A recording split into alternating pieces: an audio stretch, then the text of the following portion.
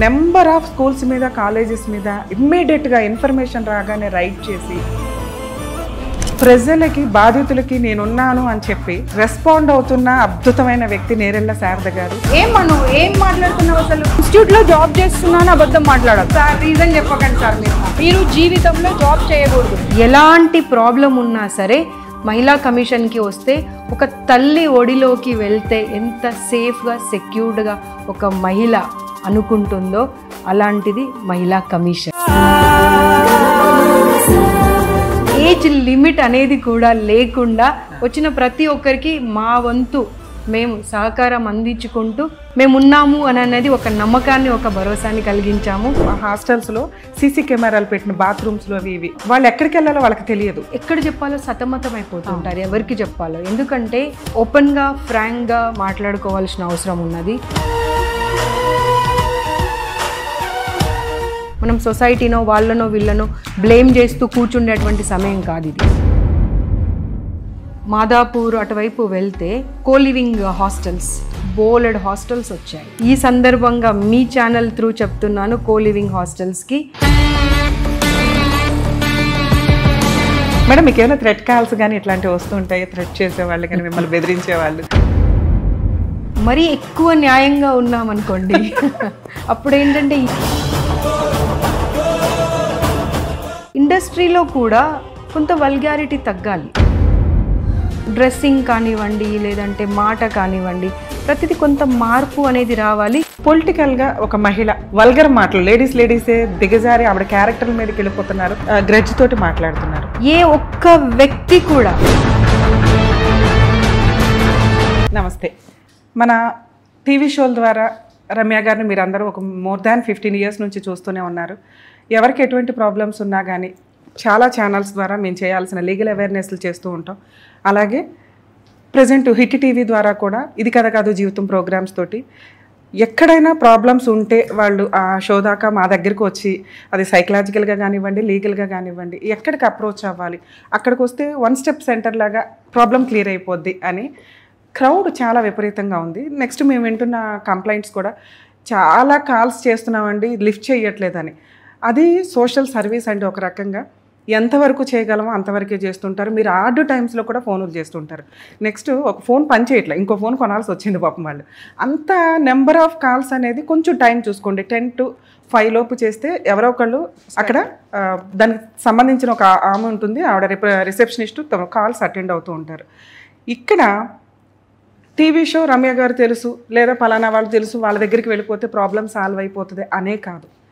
Government తరపు నుంచి, ముఖ్యంగా తెలంగాణ గవర్నమెంట్ తరపు నుంచి number of free legal AIDS ఉన్నాయి. మీకు రీసెంట్గా 6 months నుంచి అవేర్నెస్ ఉంది. మేము చెప్పిన దాని ద్వారా లీగల్ సెల్ మనకు లీగల్ అవేర్నెస్ క్యాంప్స్ ఇవ్వడం కానీ, ఫ్రీ లీగల్ ఎయిడ్ ఇవ్వడం కానీ రెగ్యులర్గా మీరు చూస్తూనే ఉన్నారు. మా ఛానల్ ద్వారా, నా ఛానల్ ద్వారా కూడా మీకు అవేర్నెస్ తీసుకొని వచ్చాను. ఈరోజు మీ ముందుకు తీసుకొస్తున్న ఒక అద్భుతమైన వ్యక్తి నేరెళ్ళ శారద గారు. ఎవరివిడ? నేను హ్యాపీగా ఫీల్ అయ్యి ఈవిడతో ఇంటర్వ్యూ చేసి పబ్లిక్కి తెలియజేయాలి ఈవిడ గురించి అనే ఒక ఉద్దేశంతో ఫోన్ చేసి అడగగానే ఇమ్మీడియట్గా టైం స్పెండ్ చేశారు. ఎందుకు రమ్య గారు అంతలా రెస్పాండ్ అయ్యారు ఆవిడ విషయం మీద అంటే, మ్యాక్సిమం మేము కూడా ఖాళీ టైంలో చూస్తూనే ఉంటామండి, యూట్యూబ్స్ కానీ, టీవీ ఛానల్స్ కానీ, న్యూస్ ఛానల్స్. ఎందుకంటే ఎక్కడన్నా ఏదైనా ప్రాబ్లం ఉంటే నేను చేయాల్సిన పని ఏముంటుంది అనేది చూడడం కోసం.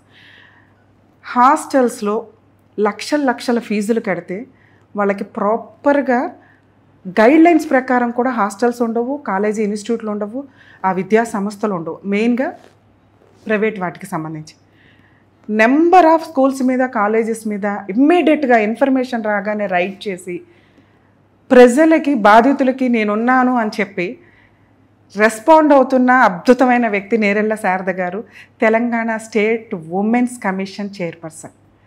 ఈరోజు మీ అందరి ముందుకి ఆమెను ఎందుకు తీసుకొస్తున్నానంటే, మహిళలు వాళ్ళ కష్టాలు ఏవైతే ఉన్నాయో పోలీస్ స్టేషన్స్కి వెళ్తారు, లేదా అడ్వకేట్స్ దగ్గరికి వెళ్తారు కేసులు ఫైల్ చేయడానికి. వీటికంటే ముందు కౌన్సిలింగ్ సెంటర్స్ కూడా ఉంటాయి. మీకు నా ఛానల్స్ ద్వారా చాలాసార్లు చెప్తూ ఉంటాను. లోక్ అదాలత్లు ఉన్నాయండి, లీగల్ సెల్లు ఉన్నాయండి, ఉమెన్స్ కమిషన్ ఉంది, హ్యూమన్ రైట్స్ కమిషన్ ఉంది. ఎక్కడుంది తెలియలా. కానీ ఈ రోజున శారద గారి వల్ల తెలంగాణ స్టేట్ ఉమెన్స్ కమిషన్ ఉంది. తను వన్ సెంటర్గా రిప్రజెంటేటివ్ స్టిల్ ఇప్పుడు కూడా మేము ఒక చూసామండి కొన్ని కేసులు తన కౌన్సిలింగ్ ఇచ్చి ఇమ్మీడియట్, అంటే నేను ఛానల్స్లో ఎలా చేస్తానో అంతకంటే పర్ఫెక్ట్గా లీగల్ అథారిటీ. ఇప్పుడు రమ్య గారు చేసేది సోషల్ సర్వీస్, కానీ ఒక రిప్రజెంటేటివ్ వ్యక్తి కింద స్టేట్ మొత్తానికి ఒక జడ్జి పోస్ట్, ఒక రకంగా కమిషనర్ అంటే. సో టైం అంతా స్పెండ్ చేసి లంచ్ కూడా చేయకుండా తను కేసెస్ సాల్వ్ చేస్తూ కౌన్సిలింగ్ ఇవ్వడానికి తన వంతు ప్రయత్నం తను చేస్తున్నారు. ఈరోజు మనం ఆ అద్భుతమైన వ్యక్తిని కలుద్దాం. ఏంటి ఉమెన్స్ కమిషన్ అంటే ఏంటి, మీకు ఏ రకంగా ఉమెన్స్ కమిషన్ తెలంగాణ స్టేట్ ప్రజలందరికీ ఉమెన్స్కి ఏ రకంగా ఉపయోగపడుతుందనే అద్భుతమైన విషయాలు, మీకు తెలియని విషయాలు తెలుసుకుందాం మనం. నమస్తే రమ్య శారద గారు. మేడం బాగున్నారా? సూపర్ అండి. నేను చాలా తక్కువ మందితోటి ఇంట్రెస్ట్గా అనిపిస్తుంది నాకు. పర్ఫెక్ట్ ఉమెన్ ఈవిడ ఈ రోజున సొసైటీకి చాలా అవసరం అనిపించిన వ్యక్తుల్లో మీరు ఒకళ్ళు. నాకు చాలా హ్యాపీ ఉందండి మిమ్మల్ని ఈరోజు కలవటం అనేది. నిజంగా మా టీం తరపు నుంచి మేము థ్యాంక్స్ చెప్తున్నాం మేడం. ఎందుకంటే ఫోన్ చేయగానే ఎంత బిజీ షెడ్యూల్లో ఉండి కూడా మాకు ఇమ్మీడియట్ టైం రెస్పాండ్ అయ్యారు. ఎందుకంటే పబ్లిక్కి తెలియాలి గవర్నమెంట్ తరపు నుంచి ఎంత వర్క్ చేస్తుంది, మేము ఎంత హార్డ్ వర్క్ చేస్తున్నాం, నెక్స్ట్ వాళ్ళందరికీ మేము ఉన్నాము అని చెప్పడానికి మీ వంతు ప్రయత్నంగా మీరు యాక్చువల్గా ఆ పోస్ట్లో ఉండి ఏదో చేసి వెళ్ళొచ్చు, కానీ నైట్ అనక డే అనక కూడా మీరు ఏ సందర్భంలో ఏ ఫోన్స్ వచ్చినా రెస్పాండ్ అవుతున్నారని కూడా మాకు తెలిసింది. మేడం, మన ప్రజలకి, మన తెలంగాణ ప్రజలకి ఉమెన్స్ కమిషన్ అంటే ఏంటి, వాళ్ళు ఏం వర్క్ చేస్తారు, ఎవరు మీ దగ్గరికి రావచ్చు అనే బేసిక్ క్వశ్చన్సే నేను అడుగుతాను. సో మేడం, అసలు ఉమెన్స్ కమిషన్ అంటే ఏంటి, ఇది ఎక్కడ ఉంది, ఎవరికి యూజ్ అవుతుంది, ఉమెన్స్ అంటే ఎవరు రావచ్చు మీ దగ్గరికి కంప్లైంట్ ఇవ్వడానికి? చాలామందికి మహిళా కమిషన్ అంటే ఏంటి అని మీరు అన్నట్టుగా చాలామందికి కొంతకాలం వరకు అసలు తెలియదు. ఆ కొంతకాలం తర్వాత ఒక కేటగిరీ ఆఫ్ పీపుల్కి తెలుసు, అవును ఒక మహిళా కమిషన్ అనేది ఉంది, మనం అప్రోచ్ అవ్వచ్చు అని. కానీ ఎవరిని ఉద్దేశించి మహిళా కమిషన్ పెట్టామో వాళ్ళ వరకు చేరడానికి మాత్రం టైం పట్టింది. అది అందరం ఒప్పుకోవాల్సినటువంటి అవసరం ఉన్నది. ఎందుకంటే మహిళా కమిషన్ అనేది మహిళలకు సంబంధించిన ఏ సమస్య వచ్చినా ఎక్కడికి వెళ్ళాలి, మా బాధను మేము ఎవరికి చెప్పుకోవాలి అని అర్థం కాని పరిస్థితిలో ఉన్న వాళ్ళందరికీ మీరు ఏ సమస్య అయినా సరే మీ వివరాలు గోప్యంగా ఉంచుతాము, కావాలన్నప్పుడే మీరు ఓకే అంటేనే బహిర్గతం చేస్తాము. మీకు లీగల్ కౌన్సిలర్ కావాలా, లేకపోతే సైకలాజికల్ మీకు ఏమన్నా ఇబ్బంది ఉందా దాని గురించి ఏమన్నా కావాలా, లేదంటే సోషల్ సెక్యూరిటీ కావాలా, ఎలాంటి ప్రాబ్లం ఉన్నా సరే మహిళా కమిషన్కి వస్తే ఒక తల్లి ఒడిలోకి వెళ్తే ఎంత సేఫ్గా సెక్యూర్డ్గా ఒక మహిళ అనుకుంటుందో అలాంటిది మహిళా కమిషన్. Super madam. మేడం, ఏ ఏజ్ లిమిట్ వాళ్ళు రావచ్చు మీ దగ్గరికి? యూజువల్గానైతే 18+ నుండి మొదలు పెడితే ఇంకా సీనియర్ సిటిజన్స్ వరకు ఎవరైనా కానీ మహిళా కమిషన్ రావచ్చు. కానీ మీరు 18 years వరకు ఆగలేదు. ఎందుకంటే స్కూల్స్ కాలేజీలు కూడా రైట్ చేసి వాళ్ళ హక్కుల కోసం, ముఖ్యంగా నేను చూసిన వీడియోస్లో మేడం హాస్టల్స్లో సీసీ కెమెరాలు పెట్టిన బాత్రూమ్స్లో ఇవి వాళ్ళు ఎక్కడికి వెళ్ళాలో వాళ్ళకి తెలియదు. నిజంగా మీరు ఒక దేవతలాగా మేడం ఉమెన్స్ కమిషన్ రైట్ చేసింది అంటే వాళ్ళకు ఒక సేఫ్ రిప్రజెంటేటివ్ పర్సన్ లీగల్గా వచ్చారు, ఆథరైజ్డ్ పర్సన్ వచ్చారు అనేసరికి మీరు ఇక్కడ ఏజ్ లిమిట్ చూడలేదు. సో ఏంటి, దానికి ఏమన్నా రీజన్ ఉందా? ఒకటే నాకు అర్థమైనంత వరకు, నేను ఇప్పుడు ఆల్మోస్ట్ 25 years నుండి పబ్లిక్ లైఫ్ చూస్తున్నాను. చాలామందిని చూశాను, వాళ్ళకి నిజంగా సమస్య వచ్చినప్పుడు ఎక్కడ చెప్పాలో సతమతం అయిపోతుంటారు, ఎవరికి చెప్పాలో. ఎందుకంటే ఓపెన్గా ఫ్రాంక్గా మాట్లాడుకోవాల్సిన అవసరం ఉన్నది. ఊర్లో పెద్ద మనుషుల దగ్గరికి వెళ్తే వాళ్ళు ఎలాంటి అడ్వాంటేజ్ తీసుకుంటారో తెలియదు. ఊర్లో ఉన్నటువంటి గ్రామ పంచాయతీకి సర్పంచ్ దగ్గర లేదా పొలిటికల్ లీడర్స్ దగ్గరికి వెళ్తే ఎలాంటి అడ్వాంటేజ్ తీసుకుంటారో, ఎలాంటి చెడ్డ పేరు వస్తుందో వాళ్ళకి. ఎందుకంటే మహిళ బయటకు వచ్చిందంటేనే ఏదో ఒక రకంగా వాళ్ళను బద్నాం చేయాలి అనేటువంటి ఆలోచన చేస్తారు. కాబట్టి అలాంటి మీకు ఇబ్బంది లేదు, ఇక్కడ అందరూ మహిళలే ఉన్నారు, మీకు ఎలాంటి సహాయం కావాలంటే అలాంటి సహాయం చేయడానికి మేము ఉన్నాము అని ఏజ్ లిమిట్ అనేది కూడా లేకుండా వచ్చిన ప్రతి ఒక్కరికి మా వంతు మేము సహకారం అందించుకుంటూ మేము ఉన్నాము అని అనేది ఒక నమ్మకాన్ని, ఒక భరోసాని కలిగించాము. అది ఈ వీడియో చూస్తున్న వ్యూయర్స్కి అర్థమై ఉంటుంది. యాక్చువల్గా అబౌవ్ 18 years సీనియర్ సిటిజన్స్ వరకు, అంటే ఏజ్ లిమిట్ ఎండింగ్ అనేది లేదు. కానీ మహిళలకి ప్రతిసారి ఏదైనా కంప్లైంట్ రిప్రజెంట్ చేయాలంటే పోలీస్ స్టేషన్కి వెళ్ళాలంటే భయపడతారు. కానీ ఈరోజు కమిషనర్ మేడం శారద గారు మనకి ఇస్తున్న భరోసా ఏంటంటే టీనేజ్ పిల్లలు కానీ ఎవరైనా కానీ ఫోన్ చేస్తే వాళ్ళు తీసుకోగలిగే కేసు అయితే 100% తీసుకొని అవతల వైపు ఎక్కడి నుంచి మీరు బాధితులు అవుతున్నారో, ఎవరి దగ్గర నుంచి హెరాస్మెంట్స్ ఫీల్ అవుతున్నారో వాళ్ళకి కౌన్సిలింగ్ ఇవ్వడమా, లేకపోతే పోలీస్ స్టేషన్కి రిఫర్ చేసి కేసులు రిజిస్టర్ చేయడమా, మీ పేరు బయటికి రాకుండా చూడటం అనేది 100% చేయడానికి ఆవిడ ఆల్రెడీ చేశారు, చేయడానికి కూడా మీకు హామీ ఇస్తున్నారు. అంటే ఈ మధ్యకాలంలో మేము అబ్జర్వ్ చేసిన ప్రొసీడింగ్స్లో ఏంటంటే టీనేజ్ అమ్మాయిలు లవ్ చేయడమో లేకపోతే ఫిజికల్గా ఇమీడియట్గా కలిసేయడమో, దానివల్ల ఫొటోస్, న్యూడ్ ఫొటోస్ ఇవి తీసుకొని బ్లాక్మెయిల్ చేస్తున్న వాళ్ళు ఎక్కువ ఉన్నారు. ఆ ప్రాసెస్ వచ్చినప్పుడు ఎక్కడికి వెళ్ళాలి, పేరెంట్స్కి చెప్పడానికి భయపడుతున్నారు. అలాగే పోలీస్ స్టేషన్కి వెళ్ళి చెప్తే రేపొద్దు భవిష్యత్తులో అదొక ఎవిడెన్స్ డాక్యుమెంట్ కింద అయిపోతుందనే ఒక భయంతో ఎక్కడికి వెళ్ళట్లేదు. మేబీ నాకు ఎన్ని కాల్స్ చేసినా కూడా నేను బయటికి రానివ్వకుండా ఎన్ని చేసినప్పటికీ మీకు గవర్నమెంట్ తరపు నుంచి పూర్తిగా హక్కు ఎక్కడి నుంచి వస్తుందంటే ఉమెన్స్ కమిషన్ చైర్పర్సన్ నుంచి. ఎందుకంటే బయటికి విషయం రానివ్వకుండా మీకు సేఫ్గా మీ పేరెంట్స్ని పిలిపించి కౌన్సిలింగ్ ఇవ్వడం కానీ, అవతల వ్యక్తుల్ని ఎవరైతే అక్యూజ్డ్స్ ఉంటారో, మిమ్మల్ని ఇబ్బంది పెట్టిన వ్యక్తులు ఉంటారో వాళ్ళని తీసుకొచ్చి వాళ్ళ మీద కేసు రిజిస్టర్ చేయాలా, లేకపోతే లెటర్స్ రాసి భవిష్యత్తులో ఇంకొక ఛాన్స్ అట్లాంటి క్రైమ్ చేయకుండా కంటిన్యూ చేయించి మీకు ఒక భరోసా లెటర్స్ రాయించాలా అనేది కూడా చూడడానికి ఎక్కువ అవకాశం ఉంది. టీనేజ్ అమ్మాయిలు చాలామంది సూసైడ్ చేసుకోవడం ఈ మధ్యకాలంలో నేను ఎక్కువ చూస్తున్నానండి. సో దయచేసి అలా ఏదన్నా ఉంటే మాలో ఎవరిని మీరు అప్రోచ్ అయినా 100% మీ విషయాలు బయటికి రాకుండా సేఫ్ సైడ్లో చూస్తాము మేడం. అట్లాగే తెలంగాణకి సంబంధించి స్టేట్ మొత్తానికి ఇది ఒకటి, విలేజెస్, డిస్ట్రిక్ట్స్ ఇవన్నీ కూడా ఉంటాయి కదా, అసలు వాళ్ళకి ఎక్కడికి వెళ్ళి ఆ నెంబర్ ఏంటి అంటే ఉమెన్స్ కమిషన్ అంటే అందరూ ఇక్కడ దాకా రాలేరు. అదేమన్నా టోల్ ఫ్రీ నెంబర్ కానీ అవేమన్నా ఉన్నాయా? ఓకే, దీంట్లో ఇంకా అంటే చాలా అంశాలు ఉన్నాయి మాట్లాడుకోవడానికి. ఒకటేమో డిస్ట్రిక్ట్ వెల్ఫేర్ ఆఫీస్ ఉంటుంది, సఖీ సెంటర్స్ ఉంటాయి, భరోసా ఉంటాయి, అక్కడికి వాళ్ళు అప్రోచ్ అవుతారు.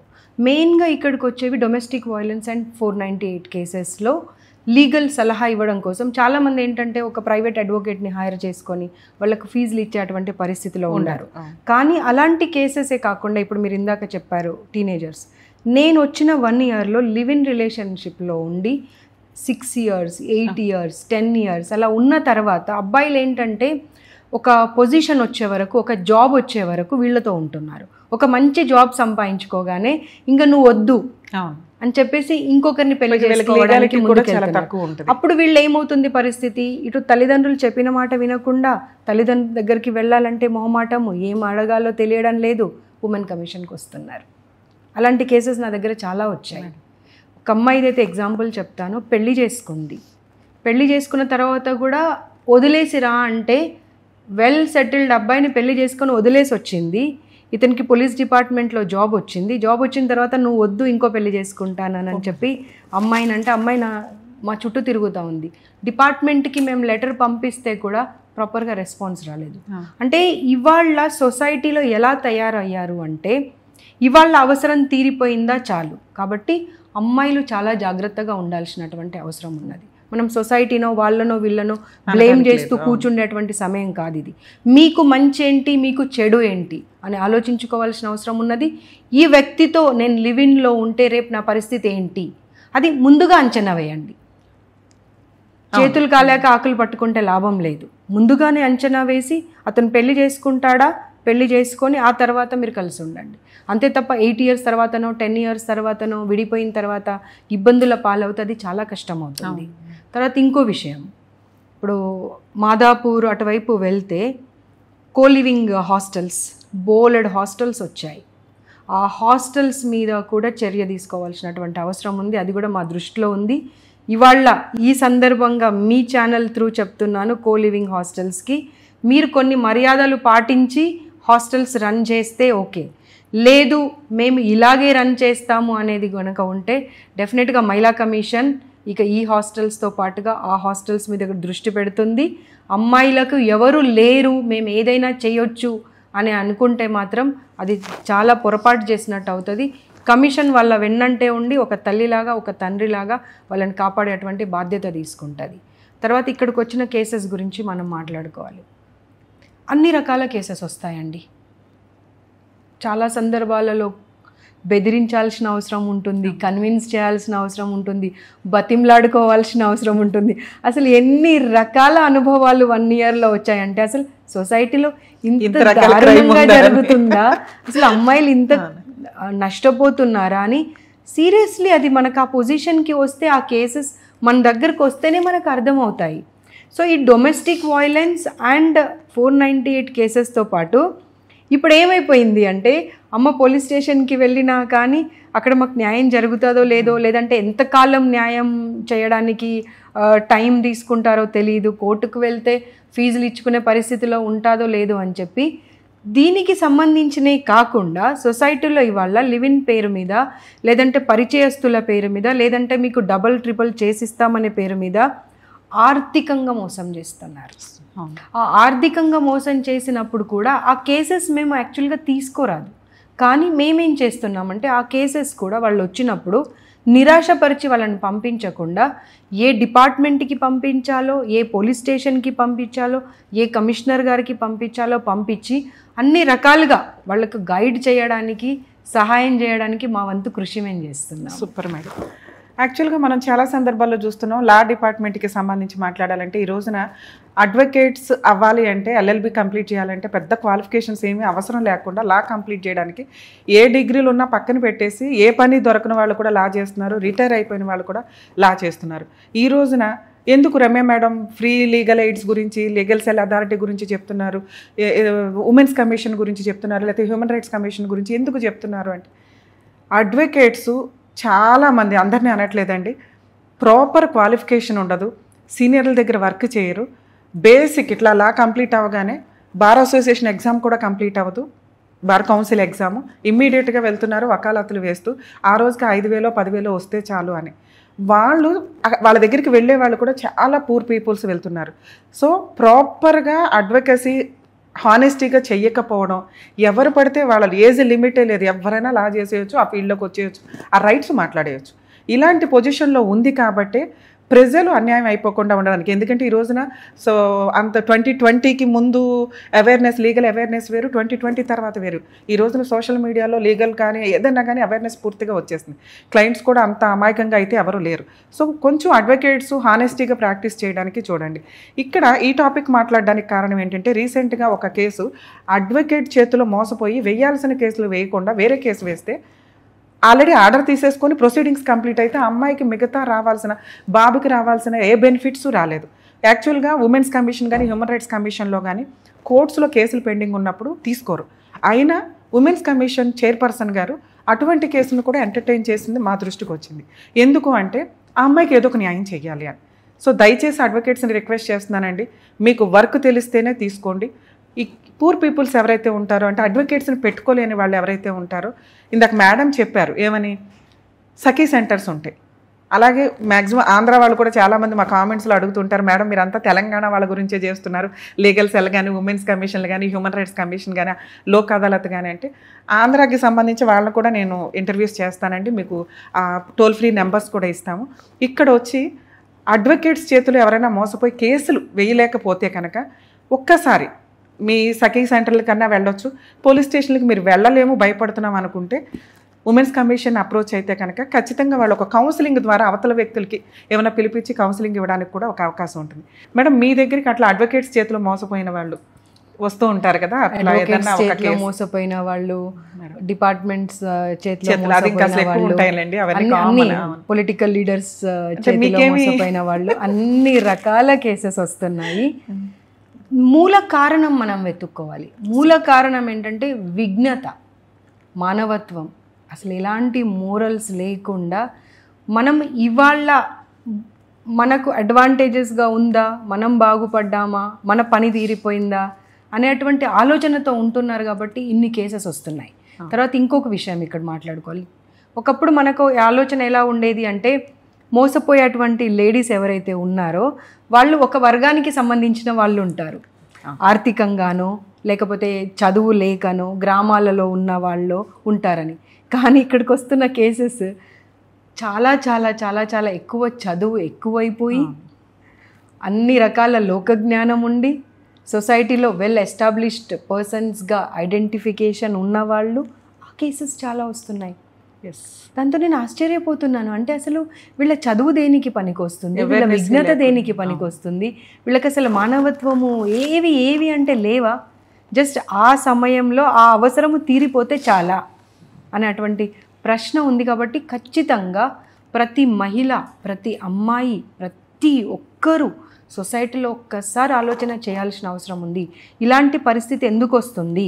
మనం ఒక అమ్మాయితో అలా ప్రవర్తించినప్పుడు, మన ఇంటి అమ్మాయితో అలా చేసినప్పుడు పరిస్థితి ఏంటి? Even 1 month 6 months old 4 years 5 years old పిల్లలు, లేదా 70-80కి వచ్చినటువంటి సీనియర్ సిటిజన్స్ అందరికీ అదే సమస్య ఎందుకు వస్తుంది? దాని మూల కారణం ఏంటి? ఆ కారణాన్ని వెతకాలి. ఎంతసేపు మనము అభివృద్ధి అంటే వెస్టర్నైజేషన్లో వెళ్ళిపోయి ఆ కల్చర్ అంతా మనది మర్చిపోయి కల్చర్లెస్గా మనం పెరగడము, సమస్యలను ఇంకా జటిలం చేసుకోవడం కాదు. ఇకనైనా మార్పు వైపు ఆలోచిద్దాము. మార్పు ఎలా జరగాలో ప్రతి ఒక్కరు ఆలోచించాల్సిన అవసరం ఉన్నది. మేడం, ఎక్కువ మేము కామెంట్స్లో కానీ డౌట్స్ కానీ కన్సల్టేషన్లో మాట్లాడినప్పుడు ఫోర్స్ఫుల్గా, ఇప్పుడు భార్యాభర్తలు విడిపోతూ ఉంటారు, ఇన్లాస్ ఎవరైతే ఉంటారో అత్తగారు కానీ మామగారు కానీ, అత్తగారి పేరు మీద ప్రాపర్టీస్ ఉంటాయి, సెల్ఫ్ ఎక్వైర్డ్ ప్రాపర్టీ ఉండేదే ఒక హౌస్. సో ఫోర్స్ఫుల్గా అత్తగారి ఇంట్లో ఉంటాము అని చెప్పి హెరాస్ చేస్తే ఆ సీనియర్ సిటిజన్స్ ఎక్కడికి వెళ్ళాలో వాళ్ళకి అర్థం కావట్లా. అంటే మామగారు రాకపోయినా అత్తగారు మీ దగ్గరకు వచ్చి తన బాధని చెప్పుకోవచ్చా? చాలామంది వస్తారా? వస్తున్నారు. ఎందుకంటే వాళ్ళకి లీగాలిటీ అనేది ప్రొసీడింగ్స్ తెలియట్లా. కోడలికి రైట్స్ ఉంటాయి కోర్టు పర్మిషన్ వచ్చినప్పుడు. సో సుప్రీంకోర్టు చాలా సందర్భాల్లో చెప్పింది ఫోర్స్ఫుల్గా సెల్ఫ్ ఎక్వైర్డ్ ప్రాపర్టీస్లోకి వెళ్ళే రైట్స్ లేవని.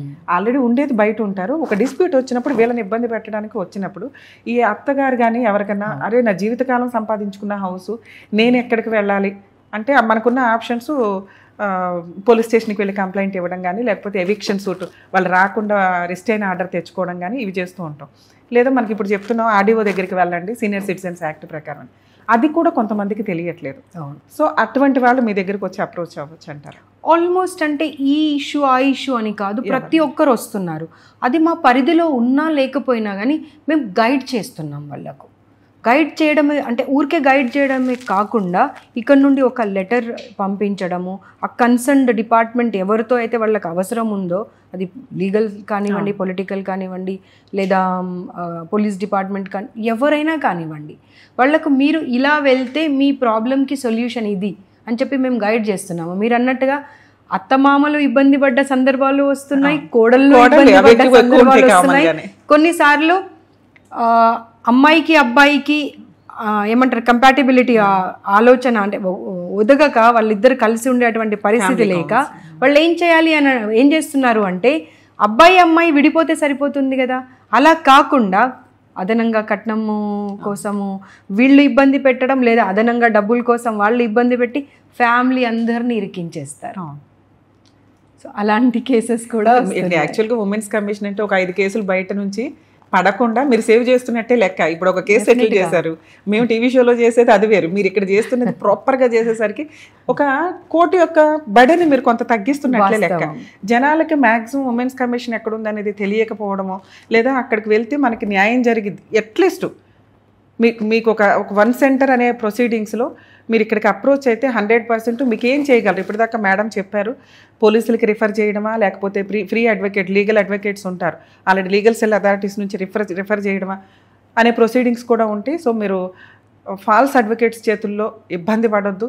ఫీజులు ఇచ్చుకోలేని వాళ్ళు న్యాయం కోసం ఖచ్చితంగా ఉమెన్స్ కమిషన్ని మీరు అప్రోచ్ అవ్వచ్చు. మేడం, మీకు ఏమైనా థ్రెట్ కాల్స్ కానీ ఇట్లాంటివి వస్తుంటాయి? థ్రెట్ చేసేవాళ్ళు కానీ మిమ్మల్ని బెదిరించేవాళ్ళు, అంటే ఇట్లాంటి కేసులు బాగా నెంబర్ ఆఫ్ చేస్తుంటాం, మాకు ఎట్లాగో వస్తాయి. మీరు ఆల్రెడీ ఒక మంచి పొజిషన్లో ఉన్నారు కదా, మీకు అట్లా పొలిటికల్ కేసులు తీసుకున్నప్పుడు కానీ? అంటే పొజిషన్ అనడం కన్నా పొజిషన్స్ అందరికీ వస్తాయి పోతాయి, కానీ మరీ ఎక్కువ న్యాయంగా ఉన్నామనుకోండి అప్పుడు ఏంటంటే ఈమెకి ఏం అవసరము, మాది మేమేదో తేల్చుకుంటాం కదా అనే ఆలోచనతో బెదిరించాలనేటువంటి ప్రయత్నం కూడా చేస్తున్నారు. ఆన్సర్ చెప్పారు మేడం, కరెక్ట్. అవును, ఎందుకు మీ లిమిట్స్ లో మీరు ఉండండి అనటం వేరు, మనం ఛాన్స్ ఉంది కదా ఎక్కువ సర్వీస్ చేద్దాం అనుకోవడం వేరు. మీరు 100% ఇందాక రూల్ 18 years కాకుండా ఎవరికి అన్యాయం జరిగినా నేనున్నాను మహిళలకి అనే మాట ఇందాక అన్నారు. సో అలా చేస్తున్నప్పుడు ఖచ్చితంగా మీరు వెళ్ళిన రైట్స్ నాకు ఒక ఐడియా వస్తుంది, కొంచెం థ్రెట్స్ ఉంటాయి అనేది. ఎట్లా అంటే కాలేజెస్ ఇవన్నీ విజిట్ వెళ్ళాం కదా, వెళ్ళిన తర్వాత కొన్ని కమెంట్స్ కూడా అంటే తెలియని వాళ్ళు ఒక 100లో 99.9% అందరికీ తెలుసు. ఇప్పుడు నేను కాలేజ్ విజిట్కి వెళ్ళాను వాళ్ళ సేఫ్టీ గురించి, సెక్యూరిటీ గురించి, అన్నింటి గురించి. అంటే దాని అర్థము నేను ఒక విషయాన్ని పబ్లిక్ ముందు తీసుకొచ్చాను, ప్రజల ముందుకు తీసుకొచ్చాను, గవర్నమెంట్ ముందుకు తీసుకొచ్చాను. బట్ పరిష్కారం అనేది 100% మహిళా కమిషనే చేయాలని అర్థం కాదు. అది పబ్లిక్ అర్థం చేసుకోవాల్సిన అవసరం ఉంది. ఆ సమస్య బయటకు తీసేంత వరకు ఎవరికి అర్థం కాలేదు. ఒకరికిద్దరికి అర్థమైనా కానీ వాళ్ళు వాళ్ళ వరకే పెట్టుకున్నారు. అప్పుడు ఏంటి, ఆ సమస్యను బయటకు తీసుకొచ్చి ఇటు తల్లిదండ్రులకు, అటు ఇన్స్టిట్యూషన్స్కి, అటు పిల్లలకు, ఇటు ప్రభుత్వానికి ప్రతి ఒక్కరికి కనువిప్పు కలిగేటువంటి పరిస్థితి తీసుకొచ్చాము. ఆ కనువిప్పుతో పాటుగా చాలామంది అంటే మళ్ళీ మన కాలేజ్కి వచ్చి ఎక్కడ మన మీద అని జాగ్రత్త పడి మంచి ఫెసిలిటీస్, మంచి భోజనము ప్రొవైడ్ చేస్తూ సెక్యూరిటీ ఇచ్చినటువంటి విషయాలు ఉన్నాయి. కాబట్టి ఆ 0.1% ఎవరైతే ఉన్నారో కాస్త విఘ్నతతోని ఆలోచించి నేను ఈ రాంగ్ కమెంట్ పెట్టడం వల్ల ఏం లాభం జరుగుతుంది, ఏం నష్టం జరుగుతుంది ఆలోచించి మనం కమెంట్ పెట్టాలి. పబ్లిక్ ముందుకు తీసుకొచ్చాము, ప్రభుత్వం ముందుకు తీసుకొచ్చామంటే ప్రభుత్వం ఖచ్చితంగా దానిపైన ఆలోచన చేస్తుంది, కొన్ని గైడ్ లైన్స్ ఫ్రేమ్ చేస్తారు. ఆ గైడ్ లైన్స్ పరిధిలో పని చేస్తామన్నటువంటి ఇన్స్టిట్యూషన్స్ పని చేస్తాయి. పర్మిషన్ తీసుకోవడానికి లేదు, మేము ఆ గైడ్ లైన్స్ ఫాలో కాము అన్నప్పుడు ఇన్స్టిట్యూషన్ మూసుకొని ఇంట్లో కూర్చోవాల్సిందే. కానీ పని చేసే వాళ్ళను అనవసరంగా ప్రశ్నించి, అనవసరంగా ఇబ్బంది పెట్టి, అనవసరమైనటువంటి మాటలతో గనక మీరు ఇబ్బందికి గురి చేస్తే అట్లీస్ట్ ఆ ప్రశ్నించే ఒక గొంతుక కానివ్వండి, ఇష్యూస్ని బయటకు తీసుకొచ్చే గొంతుక కానివ్వండి మూగబోతే నష్టం ఎవరికి జరుగుతుంది, అది కూడా ఆలోచన చేయాలి. సూపర్ అండి. మేడం, యాక్చువల్గా మనం సినీ ఫీల్డ్లో చాలామందిని చూస్తూ ఉంటున్నాం. మహిళల మీద చాలా వల్గర్ కామెంట్స్ కానీ మెసేజ్లు కానీ పెడుతూ ఉంటారు. సో అవి తీసుకొని మీ దగ్గరికి చాలామంది సెలబ్రిటీలు కూడా వచ్చారు. సో అటువంటి వాటి మీద మీరు తీసుకునే యాక్షన్ ఎట్లా ఉంటుంది? అంటే ఇష్యూ ఇక్కడ ఏమవుతుంది అంటే, ఒక ఇష్యూ రేజ్ అయినప్పుడు వాళ్ళు మన దగ్గరకు వస్తున్నారు, వచ్చినప్పుడు అక్కడ టెంపరీగా దాని గురించి సొల్యూషన్ ఆలోచిస్తున్నారు. నేనేమంటాను, టెంపరీ సొల్యూషన్స్ కోసం వెళ్ళకండి. ఒక పర్మనెంట్ స్ట్రక్చర్ అనేది ఏర్పడింది అనుకోండి, అప్పుడు మీకు పర్మనెంట్ సొల్యూషన్ వస్తుంది.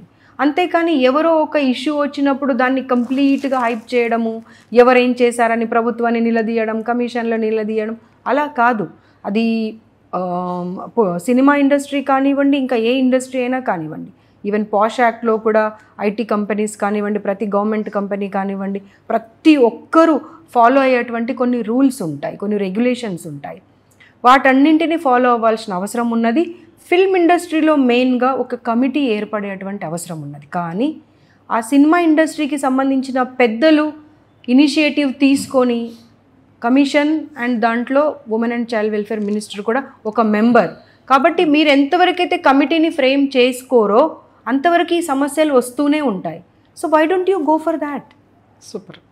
యాక్చువల్గా వాళ్ళకు మా అసోసియేషన్ తరపు నుంచి ఉమెన్ టీమ్ ఒకటి ఫామ్ చేశారండి.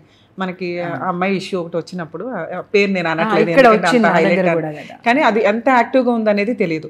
నేను అబ్జర్వ్ చేసినంత వరకు ఈ టీవీ ఆర్టిస్టులు కానీ, సినిమా హీరోయిన్స్ కానీ, వాళ్ళ మీద బాగా వల్గర్ కామెంట్స్ వచ్చినప్పుడే సివియర్గా మిమ్మల్ని అప్రోచ్ అవ్వడమో లేకపోతే పోలీస్ స్టేషన్కి వెళ్ళి జస్ట్ ఆ టైంకి కంప్లైంట్ ఇవ్వడమో చేస్తున్నారు.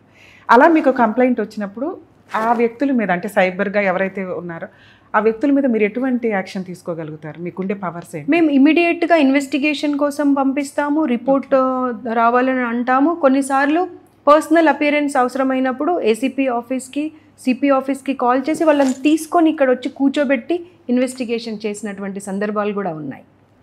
కానీ ఇండస్ట్రీలో కూడా కొంత వల్గారిటీ తగ్గాలి.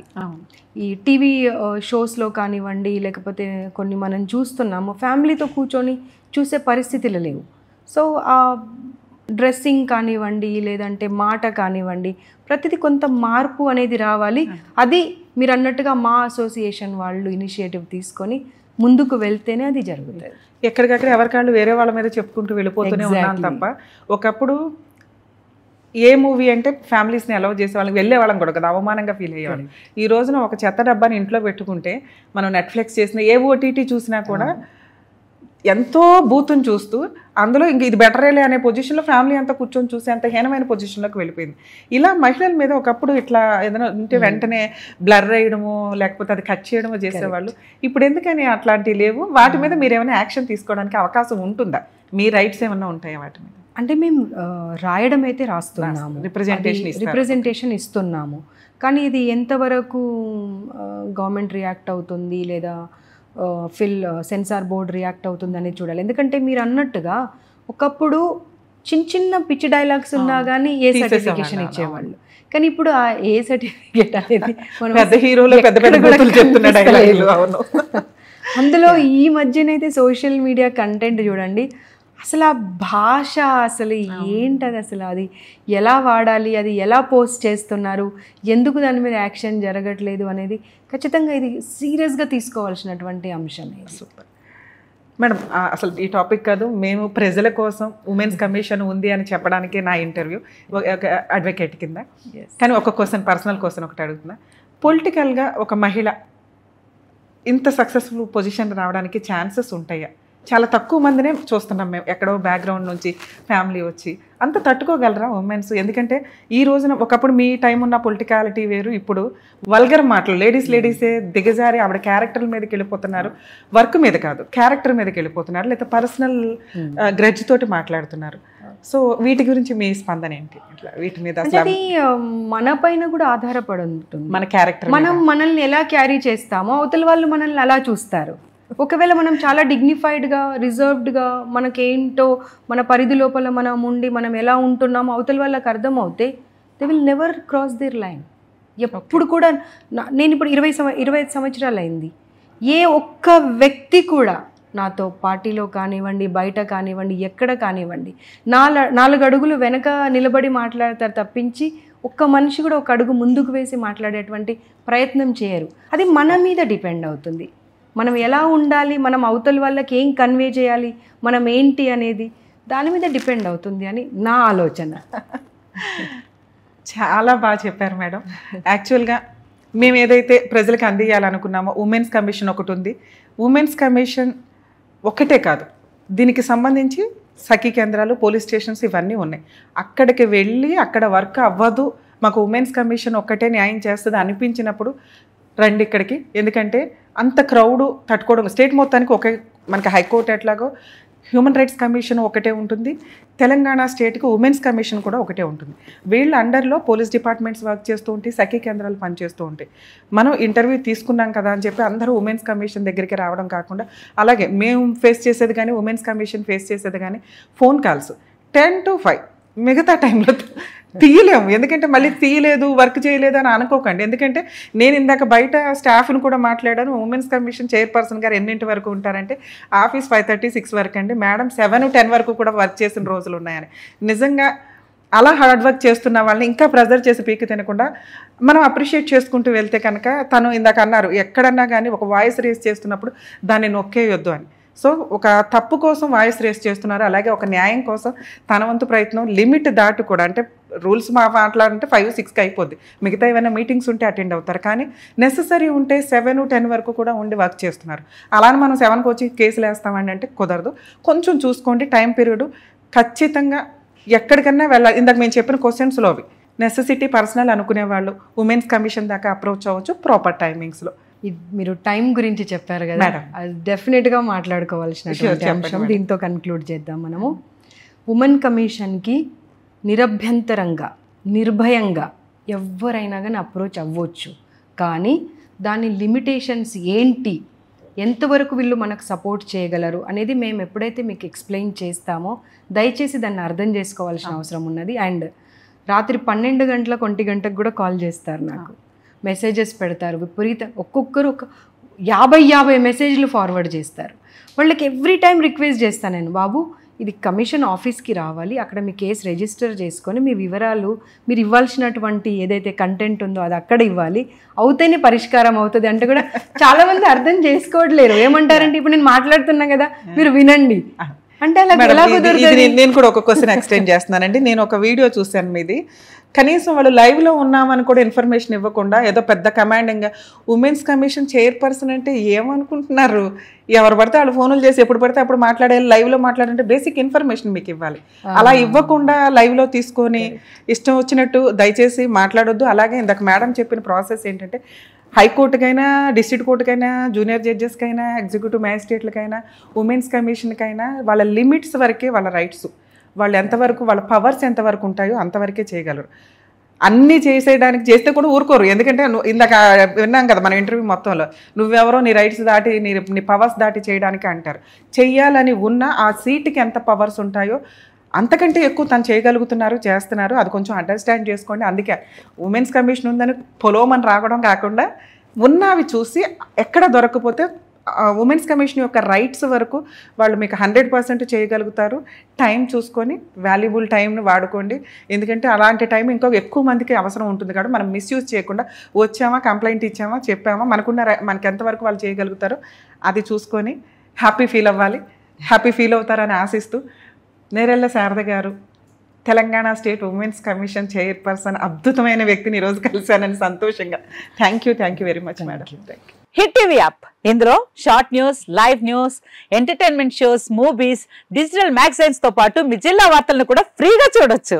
ఇంకెందుకు ఆలస్యం, వెంటనే హిట్ టీవీ యాప్ ని డౌన్లోడ్ చేసుకుని ఫ్రీగా ఎంటర్టైన్మెంట్ పొందండి. Hit TV app. Hit TV app. Please download hit TV app. Hit TV app ని ఫ్రీగా డౌన్లోడ్ చేసుకుని ఎంజాయ్ చేయండి. మీకు నచ్చిన ఎంటర్టైన్మెంట్ కోసం హిట్ టీవీ యాప్ ని ఫ్రీగా డౌన్లోడ్ చేసుకుని ఎంజాయ్ చేయండి. హిట్ టీవీ యాప్ ని డౌన్లోడ్ చేసుకుని ఆస్వాదించండి, ఆశీర్వదించండి. ఇంతమంది సెలబ్రిటీలు హిట్ టీవీ యాప్ ని డౌన్లోడ్ చేసుకోండి అని చెప్తున్నారంటే ఎంత మంచి యాప్ ఆలోచించండి.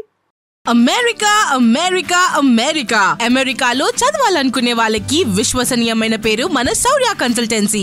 UK లో 1 year masters, UK లో 1 year masters, 2 years work permit up to 5 years visa. Contact Saurya Consultancy.